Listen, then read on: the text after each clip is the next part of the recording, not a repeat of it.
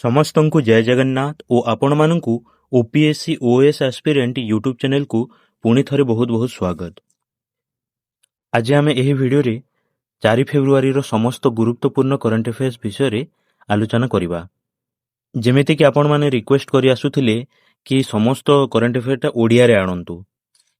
ସେଥିପାଇଁ ମୁଁ ଡିସାଇଡ୍ କରିଛି ଆଜିଠୁ କରେଣ୍ଟ ଆଫେୟାର୍ଟା ଓଡ଼ିଆ ଭାଷାରେ କରିବା। ଆଜିର ପ୍ରଥମ କ୍ୱେଶ୍ଚିନ୍ଟି ହେଉଛି ପ୍ରତିବର୍ଷ 4 ଫେବୃଆରୀକୁ କେଉଁ ଦିବସ ଭାବରେ ପାଳନ କରାଯାଏ? ଏହାର ସଠିକ୍ ଉତ୍ତରଟି ହେଉଛି ଅପସନ୍ ବି, ବିଶ୍ୱ କର୍କଟ ଦିବସ।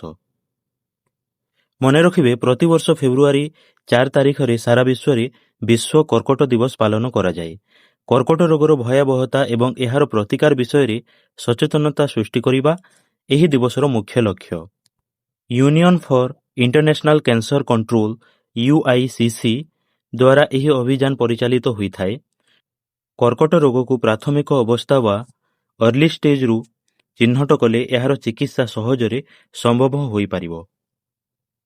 ଏହି ଦିନ ଲୋକଙ୍କୁ ସୁସ୍ଥ ଜୀବନଶୈଳୀ ଆପଣେଇବା ପାଇଁ ଉତ୍ସାହିତ କରାଯାଇଥାଏ।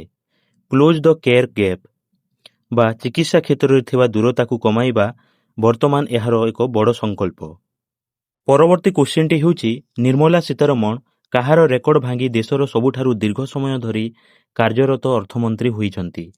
ଏହାର ସଠିକ୍ ଉତ୍ତରଟି ହେଉଛି ଅପସନ୍ ସି, CT ଦେଶମୁଖ। କେନ୍ଦ୍ର ଅର୍ଥମନ୍ତ୍ରୀ ନିର୍ମଲା ସୀତାରମଣ ଏକ ବିରଳ ସଫଳତା ହାସଲ କରିଛନ୍ତି। ସେ ଲଗାତାର 9ମ ଥର ପାଇଁ ବଜେଟ୍ ଉପସ୍ଥାପନା କରିବା ସହ ସର୍ବାଧିକ କାର୍ଯ୍ୟକାଳ ବିଶିଷ୍ଟ ଅର୍ଥମନ୍ତ୍ରୀ ହୋଇପାରିଛନ୍ତି। ଏହି କ୍ରମରେ ସେ ପୂର୍ବତନ ଅର୍ଥମନ୍ତ୍ରୀ CT ଦେଶମୁଖଙ୍କ ରେକର୍ଡକୁ ପଛରେ ପକାଇଛନ୍ତି। ସେ 2019 ମସିହାରୁ ଏହି ଗୁରୁତ୍ୱପୂର୍ଣ୍ଣ ଦାୟିତ୍ୱ ତୁଲାଇ ଆସୁଛନ୍ତି। ତାଙ୍କ ନେତୃତ୍ୱରେ ଭାରତୀୟ ଅର୍ଥନୀତି କୋଭିଡ୍ ପରବର୍ତ୍ତୀ ସମୟରେ ଦ୍ରୁତ ଅଭିବୃଦ୍ଧି କରିଛି। ଏହି କୃତିତ୍ୱ ଭାରତୀୟ ସଂସଦୀୟ ଇତିହାସରେ ଏକ ସ୍ମରଣୀୟ ଅଧ୍ୟାୟ ହୋଇ ରହିବ। ପରବର୍ତ୍ତୀ କ୍ୱେଶ୍ଚିନ୍ଟି ହେଉଛି ଦେଶର ପ୍ରଥମ ମେଗା ସିପ୍ ବିଲ୍ଡିଂ କ୍ଲଷ୍ଟର କେଉଁ ରାଜ୍ୟ ସହିତ ଜଡ଼ିତ? ଏହାର ସଠିକ୍ ଉତ୍ତରଟି ହେଉଛି ଅପସନ୍ ବି, ତାମିଲନାଡୁ। ମନେ ରଖିବେ, ତାମିଲନାଡୁର ଥୁଥୁକୁଡ଼ିଠାରେ ଭାରତର ପ୍ରଥମ ମେଗା ସିପ୍ ବିଲ୍ଡିଂ କ୍ଲଷ୍ଟର ସ୍ଥାପନ କରାଯାଇଛି। ଏଥିପାଇଁ କେନ୍ଦ୍ର ସରକାର ପ୍ରାୟ 19,900 କୋଟି ଟଙ୍କାର ଯୋଜନା ପ୍ରସ୍ତୁତ କରିଛନ୍ତି। ଏହି କ୍ଲଷ୍ଟର ଜରିଆରେ ବଡ଼ ବଡ଼ ଜାହାଜ ତିଆରି ଏବଂ ମରାମତି କାର୍ଯ୍ୟ ସମ୍ପାଦନ କରାହେବ। ଏହାଦ୍ୱାରା ଭାରତ ବିଶ୍ୱ ଜାହାଜ ନିର୍ମାଣ ବଜାରରେ ଏକ ପ୍ରମୁଖ ଶକ୍ତି ଭାବରେ ଉଭା ହେବ। ସ୍ଥାନୀୟ ଅଞ୍ଚଳରେ ହଜାର ହଜାର ଲୋକଙ୍କୁ ଏହା ମାଧ୍ୟମରେ ନିଯୁକ୍ତି ମିଳିବାର ସମ୍ଭାବନା ରହିଛି। ସାମୁଦ୍ରିକ ବାଣିଜ୍ୟ କ୍ଷେତ୍ରରେ ଭାରତକୁ ସ୍ୱାବଲମ୍ବୀ କରିବା ପାଇଁ ଏହା ଏକ ଗୁରୁତ୍ୱପୂର୍ଣ୍ଣ ପଦକ୍ଷେପ। ପରବର୍ତ୍ତୀ କ୍ୱେଶ୍ଚିନ୍ ହେଉଛି ସୁନେତ୍ରା ପାୱାର ନିକଟରେ କେଉଁ ରାଜ୍ୟର ପ୍ରଥମ ମହିଳା ଉପମୁଖ୍ୟମନ୍ତ୍ରୀ ଭାବେ ନିଯୁକ୍ତି ପାଇଛନ୍ତି? ଏହାର ସଠିକ୍ ଉତ୍ତରଟି ହେଉଛି ଅପସନ୍ ଏ, ମହାରାଷ୍ଟ୍ର। ମହାରାଷ୍ଟ୍ର ରାଜନୀତିରେ ସୁନେତ୍ରା ପାୱାର ଏକ ନୂଆ ଇତିହାସ ସୃଷ୍ଟି କରିଛନ୍ତି। ସେ ରାଜ୍ୟର ପ୍ରଥମ ମହିଳା ଉପମୁଖ୍ୟମନ୍ତ୍ରୀ ଭାବେ ଶପଥ ଗ୍ରହଣ କରିଛନ୍ତି। ତାଙ୍କ ସ୍ୱାମୀ ଅଜିତ ପାୱାରଙ୍କ ଆକସ୍ମିକ ବିୟୋଗ ପରେ ତାଙ୍କୁ ଏହି ଗୁରୁ ଦାୟିତ୍ୱ ଦିଆଯାଇଛି। ସେ ପୂର୍ବରୁ ସାମାଜିକ କାର୍ଯ୍ୟ ଏବଂ ସମବାୟ କ୍ଷେତ୍ରରେ ବେଶ୍ ସକ୍ରିୟ ଥିଲେ। ଏହା ମହାରାଷ୍ଟ୍ର କ୍ୟାବିନେଟ୍ରେ ମହିଳା ପ୍ରତିନିଧିତ୍ୱକୁ ଆହୁରି ମଜବୁତ କରିବ। ବର୍ତ୍ତମାନ ସେ ପୁଣେ ଏବଂ ବିଡ୍ ଜିଲ୍ଲାର ପାଲକ ମନ୍ତ୍ରୀ ଭାବେ ମଧ୍ୟ କାର୍ଯ୍ୟ କରିଆସୁଛନ୍ତି। ପରବର୍ତ୍ତୀ କ୍ୱେଶ୍ଚିନ୍ଟି ହେଉଛି ହରିୟାଣାର 39ତମ ସୁରଜକୁଣ୍ଡ ଅନ୍ତର୍ଜାତୀୟ ହସ୍ତଶିଳ୍ପ ମେଳାର ସହଭାଗୀ ଦେଶ ବା ପାର୍ଟନର କଣ୍ଟ୍ରି କିଏ? ଏହାର ସଠିକ୍ ଉତ୍ତରଟି ହେଉଛି ଅପସନ୍ ବି, ଇଜିପ୍ଟ। ମନେ ରଖିବେ, ହରିୟାଣାର ଫରିଦାବାଦଠାରେ 39ତମ ସୁରଜକୁଣ୍ଡ ଅନ୍ତର୍ଜାତୀୟ ହସ୍ତଶିଳ୍ପ ମେଳା ଆୟୋଜିତ ହୋଇଛି। ଏହି ବର୍ଷ ଇଜିପ୍ଟକୁ ମେଳାର ସହଭାଗୀ ଦେଶ ବା ପାର୍ଟନର୍ସ କଣ୍ଟ୍ରି ଭାବରେ ଚୟନ କରାଯାଇଛି। ଏହି ମେଳାରେ ବିଭିନ୍ନ ଦେଶର କଳାକାରମାନେ ସେମାନଙ୍କ ହସ୍ତକଲା ପ୍ରଦର୍ଶନ କରନ୍ତି। ଭାରତୀୟ ସଂସ୍କୃତି ଏବଂ ବିଦେଶୀ କଳାର ଏକ ଅପୂର୍ବ ସମନ୍ୱୟ ଏଠାରେ ଦେଖିବାକୁ ମିଳେ। ଏହା କାରିଗରମାନଙ୍କୁ ସେମାନଙ୍କର ଉତ୍ପାଦ ବିକ୍ରି କରିବା ପାଇଁ ଏକ ବଡ଼ ପ୍ଲାଟଫର୍ମ ପ୍ରୋଭାଇଡ୍ କରିଥାଏ।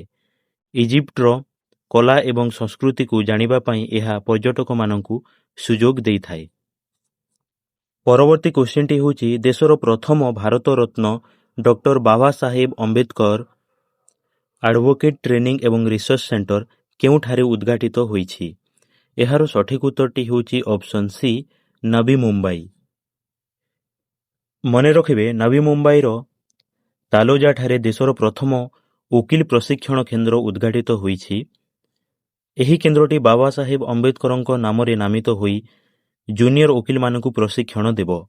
ମହାରାଷ୍ଟ୍ର ଏବଂ ଗୋଆ ବାର୍ କାଉନସିଲ୍ ଦ୍ୱାରା ଏହି ପ୍ରୟାସ ଆରମ୍ଭ କରାଯାଇଛି। ଆଧୁନିକ ଆଇନ ଏବଂ କୋର୍ଟ କାର୍ଯ୍ୟଶୈଳୀ ବିଷୟରେ ଏଠାରେ ଗବେଷଣା ମଧ୍ୟ କରିବାର ସୁଯୋଗ ଦିଆଯିବ।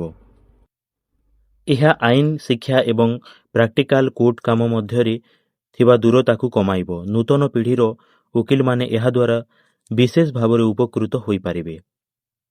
ପରବର୍ତ୍ତୀ କୋଶ୍ଚିନ୍ଟି ହେଉଛି, କେଉଁ ବ୍ୟାଙ୍କ ନିକଟରେ ଗ୍ରୀନ୍ ହାଇଡ୍ରୋଜେନ୍ ଏବଂ ଇଭି ଭଳି କ୍ଷେତ୍ରରେ ସାହାଯ୍ୟ କରିବା ପାଇଁ ଚକ୍ର ଇନିସିଏଟିଭ୍ ଆରମ୍ଭ କରିଛନ୍ତି? ଏହାର ସଠିକ୍ ଉତ୍ତରଟି ହେଉଛି option C SBI। State bank of India ଚକ୍ର ନାମକ ଏକ ସ୍ୱତନ୍ତ୍ର ସେଣ୍ଟର ଅଫ୍ ଏକ୍ସିଲେନ୍ସ ସ୍ଥାପନ କରିଛନ୍ତି।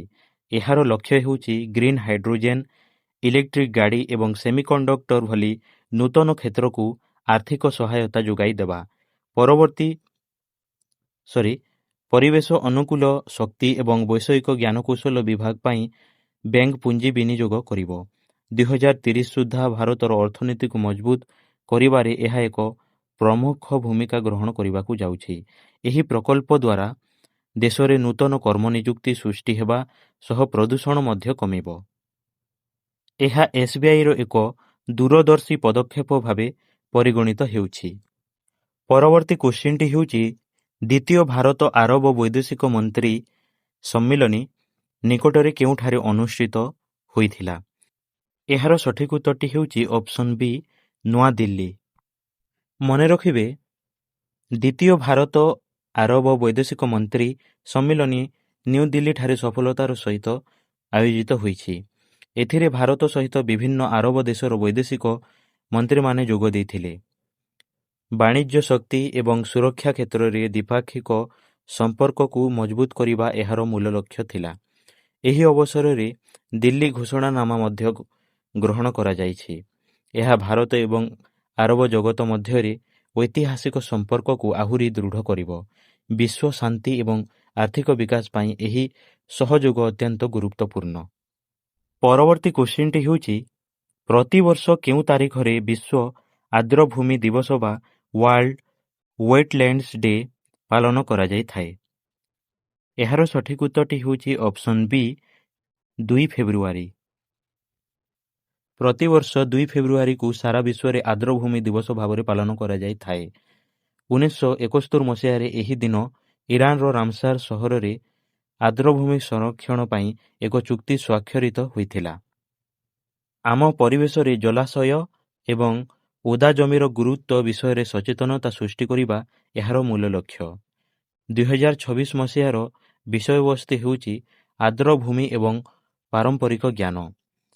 ଏହି ଦିନଟି ଜଳବାୟୁ ପରିବର୍ତ୍ତନ ରୋକିବାରେ ଆର୍ଦ୍ରଭୂମିର ଭୂମିକାକୁ ମନେ ପକାଇଥାଏ। ପରିବେଶ ସନ୍ତୁଳନ ରକ୍ଷା କରିବା ପାଇଁ ଏହି ସ୍ଥାନଗୁଡ଼ିକ ସୁରକ୍ଷା ଅତ୍ୟନ୍ତ ଜରୁରୀ ଅଟେ। ପରବର୍ତ୍ତୀ କୋଶ୍ଚିନ୍ଟି ହେଉଛି, ନିକଟରେ କେଉଁ ରାଜ୍ୟର ପାଟନା ପକ୍ଷୀ ଅଭୟାରଣ୍ୟକୁ ରାମସାର ତାଲିକାରେ ଅନ୍ତର୍ଭୁକ୍ତ କରାଯାଇଛି? ଏହାର ସଠିକ୍ ଉତ୍ତରଟି ହେଉଛି ଅପସନ୍ ବି ଉତ୍ତରପ୍ରଦେଶ।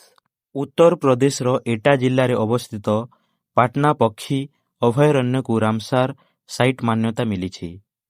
ମନେ ରଖିବେ, ନାମ ପାଟନା ହୋଇଥିଲେ ମଧ୍ୟ ଏହା ବିହାରରେ ନୁହେଁ, ବରଂ ଉତ୍ତରପ୍ରଦେଶରେ ଅବସ୍ଥିତ। ଏହା ରାଜ୍ୟର ସବୁଠାରୁ ଛୋଟ ପକ୍ଷୀ ଅଭୟାରଣ୍ୟ ଭାବରେ ବେଶ୍ ଜଣାଶୁଣା। ଏଠାରେ ଶୀତଦିନେ ଅନେକ ବିଦେଶୀ ପକ୍ଷୀଙ୍କ ସମାଗମ ହୋଇଥାଏ। ଏହି ନୂତନ ମାନ୍ୟତା ଫଳରେ ଏହାର ସଂରକ୍ଷଣ ପାଇଁ ଆନ୍ତର୍ଜାତୀୟ ସ୍ତରରେ ସହାୟତା ମିଳିବ। ପରିବେଶ ପର୍ଯ୍ୟଟନ କ୍ଷେତ୍ରରେ ଏହା ଉତ୍ତରପ୍ରଦେଶ ପାଇଁ ଏକ ବଡ଼ ସଫଳତା। ପରବର୍ତ୍ତୀ କୋଶ୍ଚିନ୍ଟି ହେଉଛି, ନିକଟରେ ଚର୍ଚ୍ଚାରେ ଥିବା ଅପରେସନ୍ ହିରୋ ଫେଜ୍ 2 କେଉଁ ଦେଶ ସହିତ ଜଡ଼ିତ? ଏହାର ସଠିକ୍ ଉତ୍ତରଟି ହେଉଛି option B Pakistan. Operation hero ପାକିସ୍ତାନର ବଲୁଚିସ୍ତାନ ପ୍ରଦେଶରେ ଚାଲିଥିବା ଏକ ବିଦ୍ରୋହୀ କାର୍ଯ୍ୟକଳାପ। ବଲୁଚ ଲିବରେସନ୍ ଆର୍ମି ବା BLA ଦ୍ୱାରା ଏହି ଅପରେସନ୍ ଦ୍ୱିତୀୟ ପର୍ଯ୍ୟାୟ ଆରମ୍ଭ କରାଯାଇଛି। ଏଥିରେ ପାକିସ୍ତାନୀ ସେନା ଏବଂ ସରକାରୀ ପ୍ରତିଷ୍ଠାନଗୁଡ଼ିକୁ ଟାର୍ଗେଟ୍ କରାଯାଉଛି। ଏହି ସଂଘର୍ଷ ଯୋଗୁଁ ସେଠାରେ ଅନେକ ଧନଜୀବନ ହାନି ଘଟିଥିବା ଖବର ମିଳିଛି। ବଲୁଚିସ୍ତାନର ସ୍ୱାଧୀନତା ଏବଂ ସମ୍ପତ୍ତିର ଅଧିକାର ପାଇଁ ଏହି ବିଦ୍ରୋହ ଦୀର୍ଘ ଦିନରୁ ଚାଲି ଆସିଛି। ବର୍ତ୍ତମାନ ଏହି ଅପରେସନ୍ ପାକିସ୍ତାନ ପାଇଁ ଏକ ବଡ଼ ସୁରକ୍ଷା ଚିନ୍ତା ପାଲଟିଛି।